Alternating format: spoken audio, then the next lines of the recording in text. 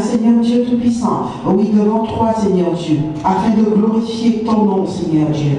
Seigneur, que tout en moi, Seigneur Dieu, se taise.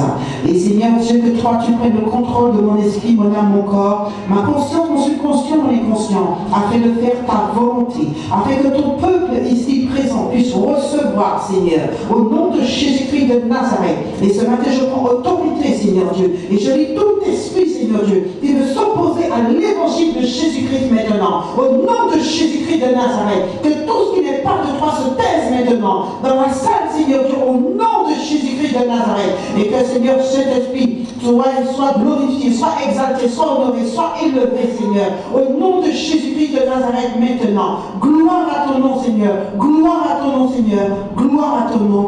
Je me remets entre tes mains au nom de Jésus-Christ. Amen. Amen.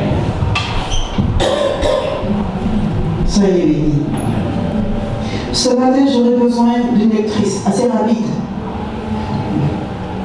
Moi, j'aime bien tourner les pages de la Bible. Je vais essayer de la garder avec le prêtre. J'ai un petit peu de mal, mais je vais essayer de la garder quand même.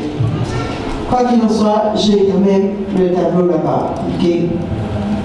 J'aurais besoin d'une lectrice. Tu peux t'asseoir pour l'instant, ma fille, et tout, mais tu vas devoir te lever et, parce que j'aime bien la parole de Dieu. On doit tout faire avec la parole de Dieu, pas sans la parole de Dieu. Car la parole de Dieu, c'est l'héritage que Dieu nous a laissé. Ce matin, je veux vous parler de quelque chose de particulier. C'est sous le manteau de l'apôtre Habit toujours que je viens,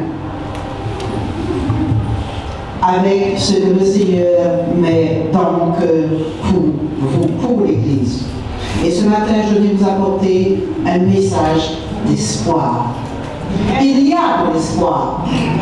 Un message d'espoir qui va te réveiller, qui va te changer ta vie. Un message d'espoir qui va t'orienter, te guider et te garder dans le bon chemin. Un message d'espoir qui va te guérir, qui va te délivrer, qui va te restaurer. Un message d'espoir qui va te libérer, de tout ce qui n'est pas à la gloire de Dieu.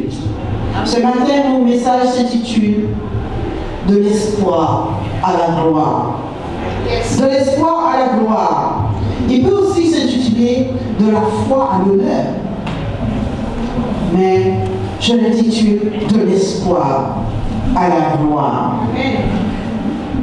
J'aime bien les mots, connaître la signification des mots. Qu'est-ce que l'espoir? On dit espoir, espoir. Mais dans la réalité, qu'est-ce que l'espoir? En faisant des recherches, j'ai trouvé la signification d'espoir. Il y a plusieurs significations, mais celle qui nous concerne. Quand on voit espoir, on peut penser espérer, on peut penser espérance. Et quand on dit espérance, on entend déjà espérance contre espérance, si vous connaissez ce verset. L'espoir, c'est le fait d'espérer, bien sûr, puisque c'est espoir, d'attendre quelque chose avec confiance. Espérer donc, c'est attendre quelque chose avec confiance. Je me répète. L'espérance, c'est donc un sentiment qui porte à quoi possible la réalisation de ce que l'on souhaite. Amen. Je répète. L'espérance est donc le sentiment qui porte à croire possible la réalisation de ce que l'on souhaite. En tant que chrétien, ce que nous souhaitons par-dessus tout, c'est l'espérance de la vie éternelle. C'est l'attente confiante de la vie éternelle, c'est être avec d'autres dieux là où quand viendra le moment. Mais étant sur terre, nous devons espérer aussi par rapport à l'avenir.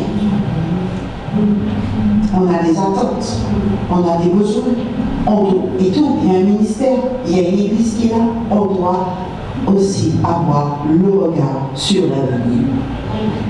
L'espérance pour un enfant de Dieu, c'est la disposition de l'âme qui porte à attendre quelque chose de désiré, bien entendu, en accord avec la parole de Dieu. Tu ne vas pas espérer, un frère par exemple ne va pas espérer la femme de son prochain, puisqu'elle est déjà mariée. Il faut que ça soit en accord avec la parole de Dieu. Vice versa, une sœur ne va pas espérer avoir le mari d'autrui. Voilà, puisque ce n'est pas en accord avec la parole de Dieu, la personne est déjà mariée. Ce matin, on ne va pas parler de mariage, bien que c'est un thème dont je suis très attaché, on va dire ça. Ok? C'est un thème qui est merveilleux. C'est un thème qui va nécessiter des jours et des jours et des jours et des jours et des jours au moment convenable. Puisque j'ai l'habitude de dire que même ma tante qui a plus de 70 ans, si Dieu me dit que bon, si elle vient me dire j'ai envie de me marier, je suis capable de l'aider à rentrer dans un mariage. Puisque Dieu a mis cela sur moi. On fait la parenthèse, puisque aujourd'hui, c'est de l'espoir à la gloire. Je veux plutôt dire que Dieu montre à l'horizon, pour ceux qui ont des yeux dans la maison de prière, que la MDP ira loin. On regarde le nombre, comme ça, et on se dit, bon, est-ce qu'il y a assez de personnes? On peut gémir, mais sachez une chose, la MDP ira très loin. Amen. Et la MDP est en train d'aller très loin. Amen. L'autre jour, le Seigneur m'a donné une parole prophétique, j'étais ici, et je montrais comment, et tout, la MDP décolle. Amen. Mon ennemi ne va pas réussir à empêcher cela. Amen. Mon ennemi ne va pas réussir à empêcher cela. Amen. Parce que mon ennemi est déjà fini. Amen. La MDP est en train de monter. Amen. La MDP, qui peut l'arrêter? Puisque celui qui l'a fait monter, c'est l'Éternel, c'est celui qui la tire vers le haut. Amen.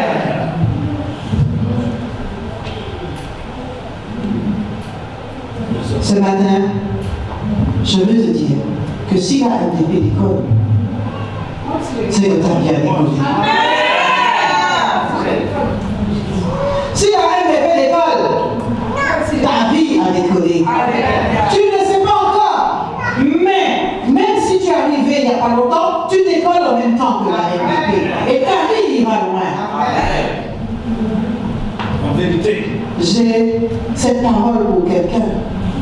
Reprends l'espoir, car ta vie ira loin avec la MDP. Même si tu rencontres des vents dans la MDP, même si la barque secoue, Jésus est dedans. Et tu iras loin avec la MDP. Ne crains pas, tu iras loin avec elle. Amen. Garde l'espoir. Je vais parler ce matin des contemporains, pour vous faire comprendre les contemporains d'une certaine époque. Les contemporains d'une certaine époque, ils ont été très loin. Nous, nos générations, nous marchons, nous allons, nous prenons les transports. Certains ont pris les transports pour venir ce matin, d'autres ont pris la voiture, d'autres ont pris le RER, le tramway, etc. Donc le bus. On prend des transports, mais on ne se rend pas compte que ce sont les contemporains d'une autre époque qui ont permis cela. Et que ce sont des gens qui avaient un grand espoir. Nous voyons par exemple, un jour, un monsieur a décidé qu'il veut voler dans une machine comme un oiseau. Il a construit quelque chose, ça a donné une catastrophe. Un autre a pris cette idée, il a construit quelque chose, une machine, catastrophe, etc., etc. Ça a créé des décès, ça a créé des chocs, ça a créé des insuccès. Mais un autre est venu, a dit, je vais moderniser la chose et je vais y arriver. Et il a appris la chose, parce que la chose avait 20 chevaux, la machine avait 20 chevaux, qu'il a créé, 20 chevaux à vapeur, et ça s'est soulevé. C'était l'action. Il a appelé cette chose avion. Il n'a pas regardé le désespoir, la catastrophe, les décès, les échecs, les turbulences qu'il y a eu. Il a continué. Et 2 frères aux États-Unis ont pris cette idée et l'ont lancée. Et c'est ainsi qu'aujourd'hui, nous avons l'avion. Oui, des contemporains qui n'étaient pas des hommes de notre époque, des contemporains d'une autre époque, qui n'étaient pas des chrétiens, qui n'étaient pas des enfants de Dieu. Ils ont eu l'espoir. Enfants de Dieu, on doit avoir l'espoir. Amen.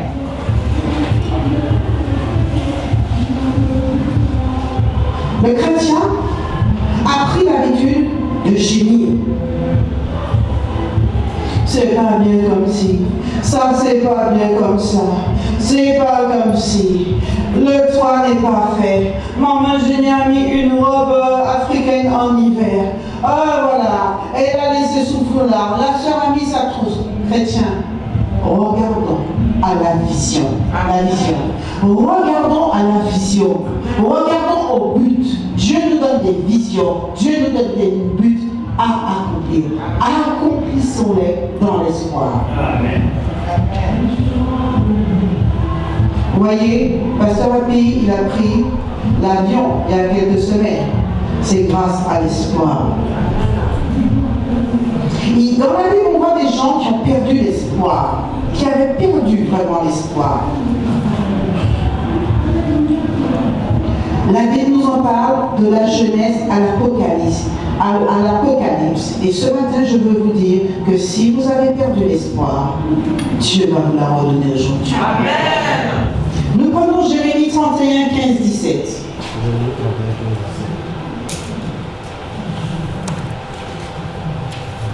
Jérémie 31, 15, 17, ma fille, rapidement.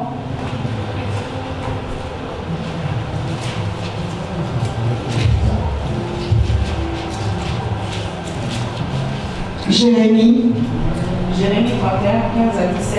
Ainsi parle l'Éternel. On entend des cris à Rama, des lamentations, des larmes amères. Rachel pleure ses enfants. Elle refuse d'être consolée sur ses enfants, car ils ne sont plus. Ainsi parle l'Éternel. Ainsi parle l'Éternel. Retiens tes larmes. Retiens tes larmes. Retiens les larmes de tes yeux. Retiens les larmes de tes yeux. Car il y aura un salaire pour tes œuvres. Car il y aura un salaire pour tes œuvres. Dit l'Éternel. Dit l'Éternel. Ils reviendront du pays de l'ennemi. Ils reviendront du pays de l'ennemi. Il y aura de l'espérance pour ton avenir. Il y aura de l'espérance pour ton avenir. Amen. Amen. Le Seigneur ce matin dit, quelle qu'en soit ta situation, quelles qu'en soient tes douleurs, quelles qu'en soient tes pleurs, quels qu'en soient tes échecs, il y a de l'espérance. Il y a de l'espérance. Attache-toi à l'espérance. D'autres personnes qui avaient perdu l'espoir. Jean 3, verset 20. Il y en a plusieurs. Ma soeur, lève-toi parce que tu vas vraiment lire la parole de Dieu rapidement. Job 3, verset 20, vous pouvez mettre ça rapidement. Job, c'est à côté du livre de Psaume.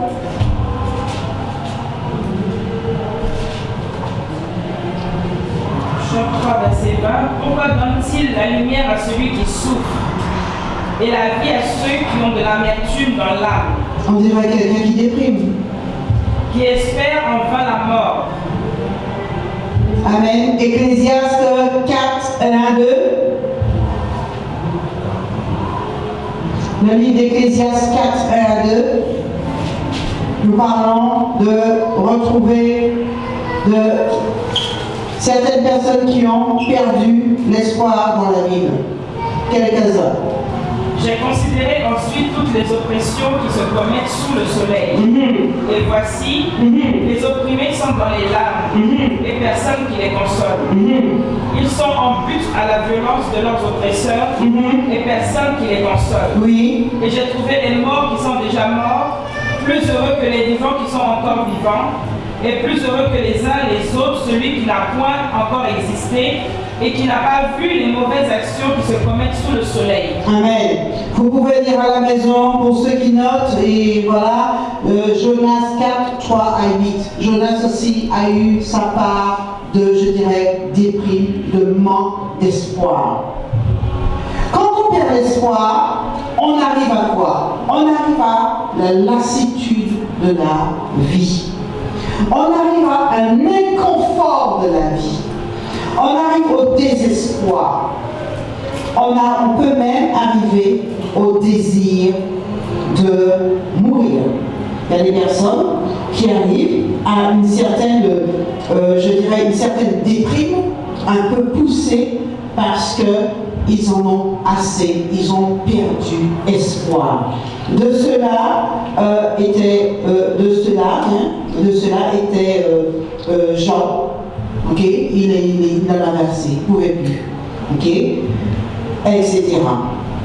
Jonas aussi. Mais ce matin, quelle qu'en soit la déprime, la lassitude dans laquelle tu es, quel qu'elle soit le niveau, quel qu'elle soit, ce matin, la bonne nouvelle, c'est que, oui, votre espoir revivra. Votre espoir ressuscitera. Votre espoir renaît maintenant au nom de Jésus-Christ. Ton espoir renaît maintenant. Ton espoir est en train de renaître.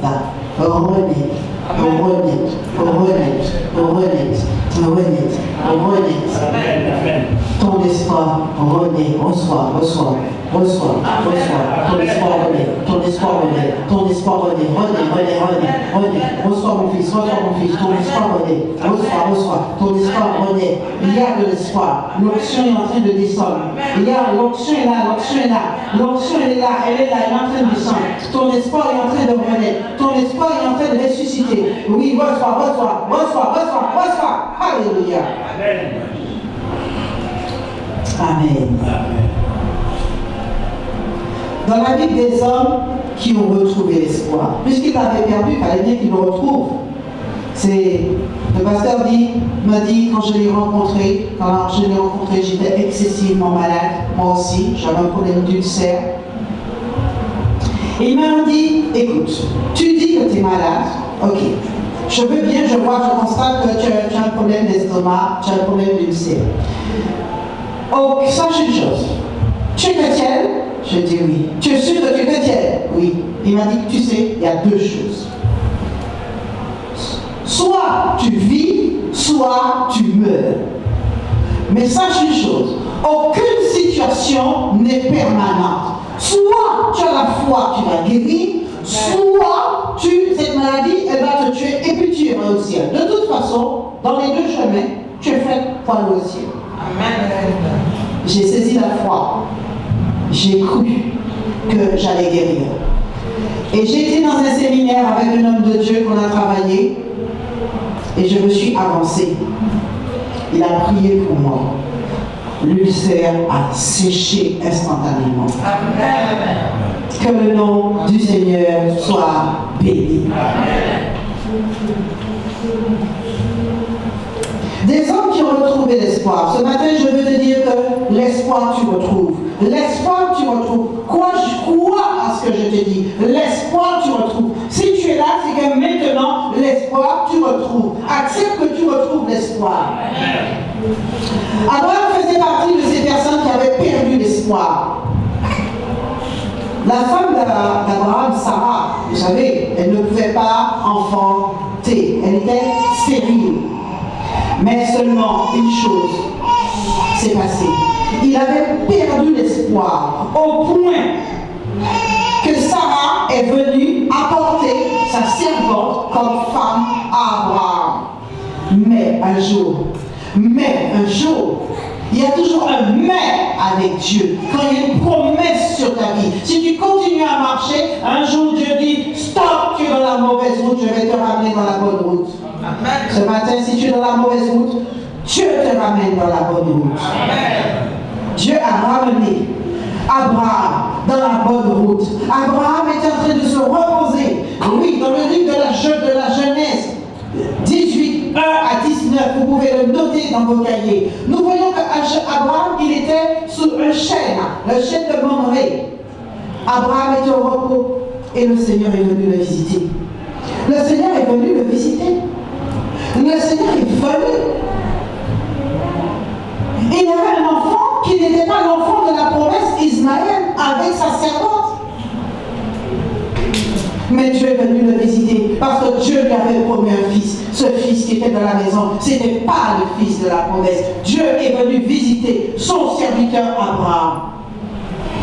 Oui, parce que la foi d'Abraham, Abraham était prêt à être restauré dans sa foi. Il était prêt à être restauré. Il était prêt à être restauré, ma fille, dans sa foi, dans la direction que Dieu voulait pour lui. Amen. Abraham a donc retrouvé espoir parce que Dieu l'a visité. Dieu lui a dit assurément, l'année prochaine, tu auras cet enfant. Amen. Dieu est venu lui parler. Dieu est venu le restaurer. Dieu est venu réveiller la vision. Ce matin, Dieu réveille la vision de quelqu'un. Tu croyais que la vision, elle était morte. Le but était mort. Ce que Dieu t'avait dit, tu croyais que tu as cru longtemps que c'était mort. Aujourd'hui, Dieu vient. Dieu réveille ça. Le Saint-Esprit réveille ça dans ta vie ce matin. Le Saint-Esprit réveille ça. Le Saint-Esprit réveille cette vision. Le Saint-Esprit réveille ce but. Oui, ce but n'est pas mort. Cette vision n'est pas morte. Dieu vient et Dieu réveille. Dieu vient et Dieu réveille. Dieu réveille. Dieu réveille. Dieu réveille. Dieu réveille. Quoi seulement? Dieu réveille. Prends l'option ce matin au nom de Jésus. Dieu n'avait pas dit son dernier mot. Et dans ta vie non plus, pour Abraham, dans ta vie non plus, Dieu n'a pas dit son dernier mot. J'ai tendance souvent à dire, certains peuples, quand tu atteins un certain âge, certains peuples, certaines tribus, certains continents, certaines îles, quand tu atteins un certain âge, on te dit déjà que Dieu, c'est fini. Moi, je vais te dire ce matin, quel qu'elle soit ton âge, la vision que Dieu a pour toi, la vision s'accomplira certainement. Quoi seulement. Alléluia. Nous voyons que Abraham, dans Romains 4, 18 à 22, nous voyons comment il a fonctionné. Lis ma soeur Romains 4, 18 à 22. Lève-toi pour lire la parole de Dieu, Romains 4, 18 à 22. Espérance contre toute espérance. Espérance contre toute espérance. Il crut. En sorte qu'il devient père d'un grand nombre de nations. Il devint. Donc Dieu l'a visité et il a cru. Quel qu'en soit maintenant ce qu'il voyait, il a cru. Continue. Et il a vu. Selon ce qui lui avait été dit, telle sera ta prospérité, ta postérité. Oui. Et sans faiblir dans la foi, il ne considéra point que son corps était déjà usé. Alors, 2 secondes. Sans faiblir dans la foi. Et là, on parle de son corps qui était déjà usé. Quand son corps n'était pas usé, lui, il a été faire le faux. C'est ça, non? Et maintenant que son corps est usé, il a fait le vrai, il a cru. Si ton corps est usé, s'il y a quelque chose d'usé dans ta vie, crois seulement, Dieu a dit, il fera point très bas. Amen. Vas-y, ma soeur.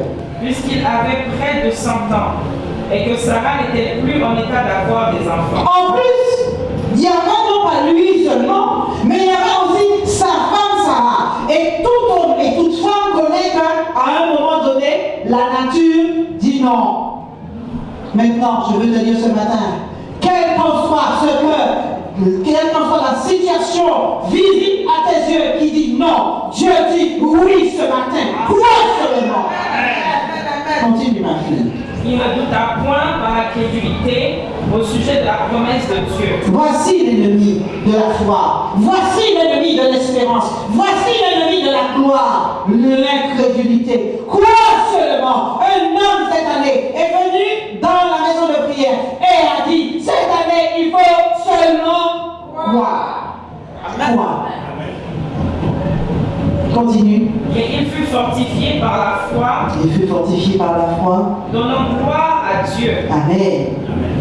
Et je donne gloire à Dieu pour chaque frère, pour chaque soeur, pour chaque personne ici présente qui croit que Dieu agira certainement et agit ce matin. Il y a des gens ce matin, Dieu est en train déjà d'agir, parce que tu crois, tu reçois au nom de Jésus.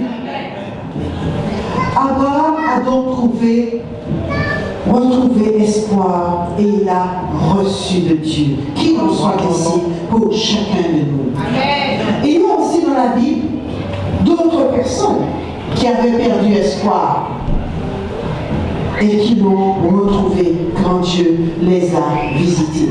À la maison, vous pouvez lire par exemple Jean 5, 1 à 8.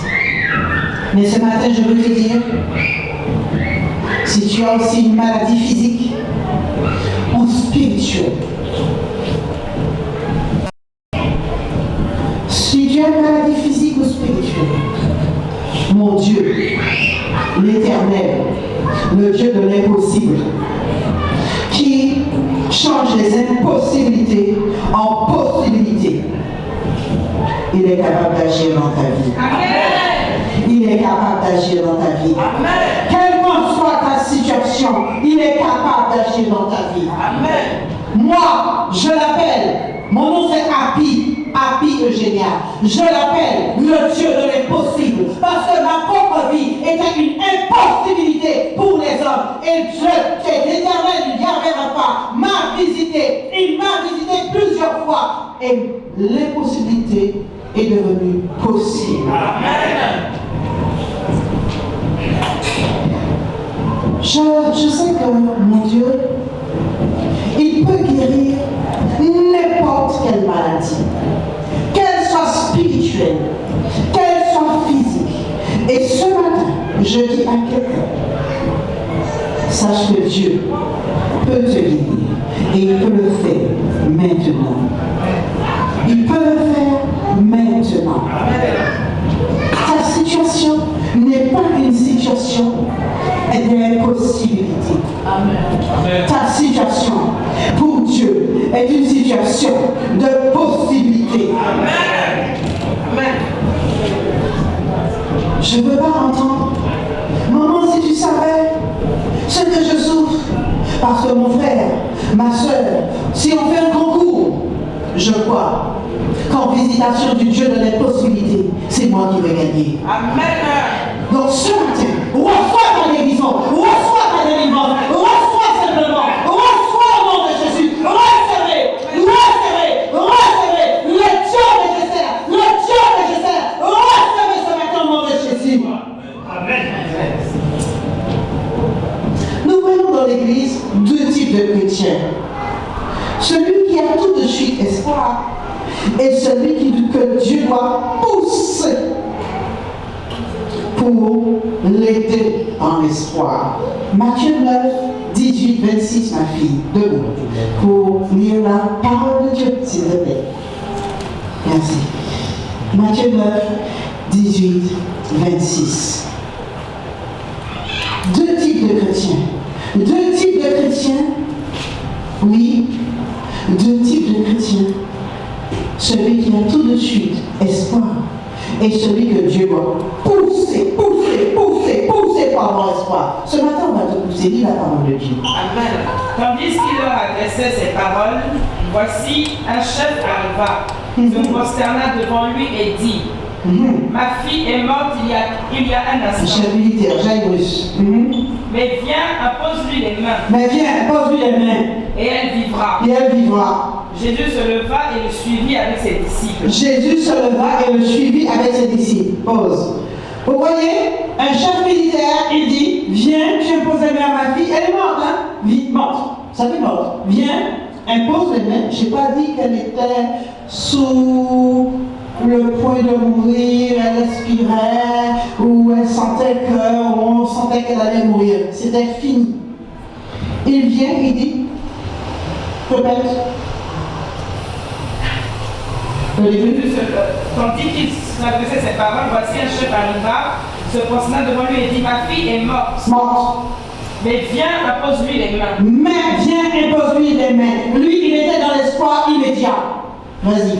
Et elle vivra. Et voici une femme atteinte d'une perte de sang depuis 12 ans, s'approcha par... Depuis combien? 12 ans. 12 ans. S'approcha par derrière, Oui. et toucha le bord de son vêtement. Car elle disait en elle-même, si je puis seulement toucher son vêtement, je serai guérie. Je serai guérie. Nous voyons, ça faisait 12 ans. Ça faisait 12 ans. Il y avait des sacrificateurs. Pourquoi elle n'était pas guérie? Elle pouvait aller voir le sacrificateur et elle guérit, elle a vu les médecins et tout. Pourquoi elle n'était pas guérie? Il fallait que le Créateur descende, vienne pour la pousser dans l'espoir. Ce matin, je vais te pousser dans l'espoir au nom de Jésus-Christ. Jésus se retourna et dit en la voyant, prends courage ma fille. Prends courage ma fille, prends courage mon frère, prends courage ma soeur. Ta foi t'a guéri. Ta foi te guérit aujourd'hui au nom de Jésus-Christ. Et cette femme fut guérie à l'heure même. Elle fut guérie quel qu'elle soit ton problème. Tu peux t'asseoir. Quel qu'elle soit ton problème ce matin, quelle qu'elle soit ta situation, même si tu as attendu longtemps et que le Saint-Esprit ce matin vient te pousser dans l'espoir, quelle qu'elle soit ta situation, ce matin, reçois la délivrance au nom de Jésus. Tu as attendu longtemps, mais reçois. Je casse les barrières, je casse les pénalités au nom de Jésus-Christ. Je casse les oppositions au nom de Jésus-Christ de Nazareth. Je brise les pénalités et les esprits du monde des ténèbres sont morts maintenant au nom de Jésus-Christ. Reçois maintenant ta délivrance, reçois ta guérison au nom de Jésus. Reçois au nom de Jésus. Ce matin, Dieu te donne une onction pour la délivrance de ton mariage. Reçois au nom de Jésus-Christ. Je te dis que si tu crois, tu verras la gloire de Dieu. Je te dis que si tu crois, tu verras la gloire de Dieu. Tu verras la gloire de Dieu. Tu verras la gloire de Dieu. Je te dis que si tu crois, tu verras la gloire de Dieu. Je te dis que si tu crois, tu verras.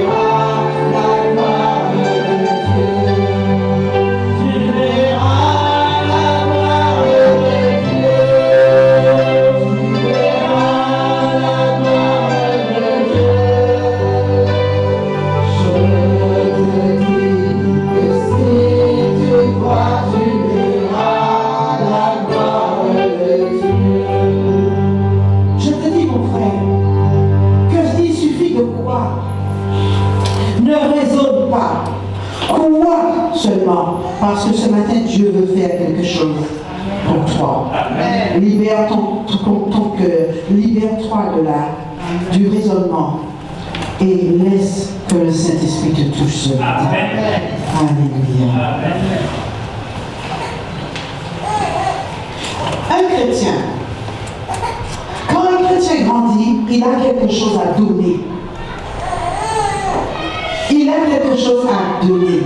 Il faut que le chrétien communique l'espoir. Nous devons être des communicateurs d'espoir.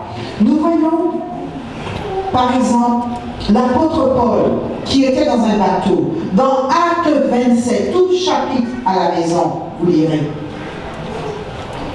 Paul était dans un bateau, en pleine tempête, en direction de l'Italie. Oui, l'Italie, la vraie Italie là-bas, chez les Romains, qu'on appelle les Italiens aujourd'hui. Paul était en direction de l'Italie, dans un bateau. Paul avait dit, on ne prend pas ce bateau, il va y avoir tempête, ça va secouer, il y aura avarie matérielle, mais les gens, tout le monde sera sauvé. On n'a pas voulu l'écouter. Bon, il est rentré dans le bateau, il fait confiance à son Dieu. Et il y a eu une tempête qui s'est levée. La tempête était telle qu'ils avaient perdu complètement espoir. Tu vas prendre la sœur en Acte 27, le verset 20 et 26 à 26. Ils avaient complètement perdu espoir. Ils s'attendaient à mourir. Ils avaient oublié ce que l'homme de Dieu avait dit. Et ils regardaient qu'au fin. Et ça bouge, l'homme monte, ça remplit le bateau, on essaie d'enlever ça, l'autre, quand on essaie d'enlever l'autre vient déjà, on va mourir. C'est tout ce qu'il voyait. Mais Paul avait dit, il y a la tempête, mais il va y avoir un avarie matérielle, et nous vivrons. Mais on ne l'a pas écouté, on a oublié tout ça. Verset 20 à 26 de chapitre de Acte 27. Le soleil et les étoiles ne parurent pas pendant plusieurs jours. Pendant plusieurs jours, pas de soleil, pas d'étoiles. Et la tempête était si forte que nous perdîmes enfin toute espérance de nous sauver. On n'avait pas mangé depuis longtemps. Alors Paul, se tenant au milieu d'eux, leur dit, « Ô hommes, il fallait m'écouter et ne pas partir à Crète, afin d'éviter ce péril et ce dommage. Maintenant, je vous exhorte à prendre courage. » Je vous exhorte à prendre courage. Oui. Car aucun de vous ne périra. Et il n'y aura de perte que celle du navire. Un ange du Dieu à qui j'appartiens et que je sers m'est apparu cette nuit. Amen. Oui. Il dort, m'est apparu cette nuit. Ça y est, en fait, il dort. Comme le maître Jésus, vas-y. Et m'a dit, Paul, ne crains point. Il faut que tu comparaisses devant César. Et voici, Dieu t'a donné tous ceux qui naviguent avec toi. Dieu t'a donné tous ceux qui naviguent avec toi.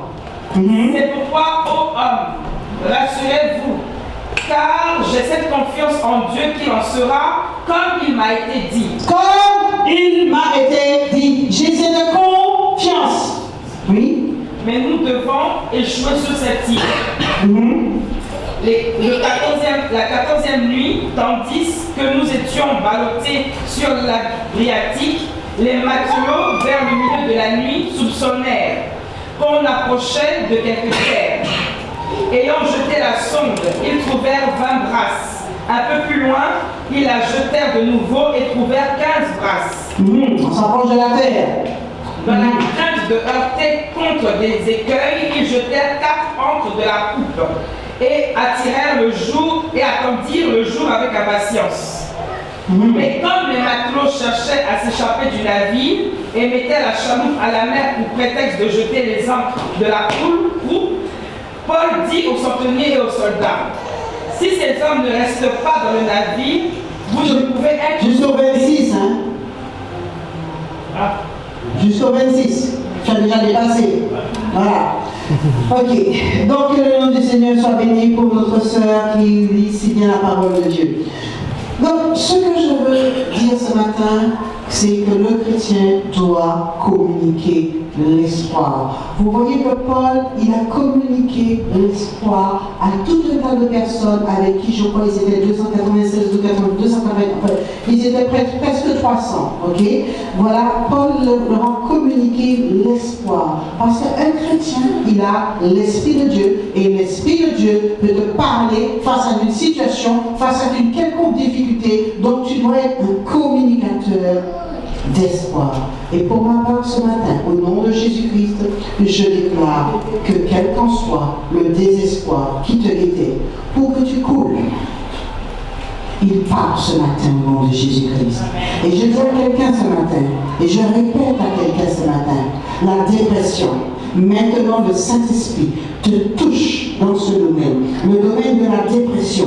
Dieu te touche, Dieu te touche, Dieu te touche. Et si vous avez quelqu'un dans votre famille, dans votre entourage, qui fait de la dépression, qui fait de la déprime, recevez cette onction ce matin. Recevez cette onction et allez prier pour cette personne. Allez prier pour cette personne. Recevez cette onction pour prier pour cette personne. N'ayez pas peur de tenir sa main et de prier. Cette onction lui sera communiquée pour qu'il soit délivré au nom de Jésus-Christ.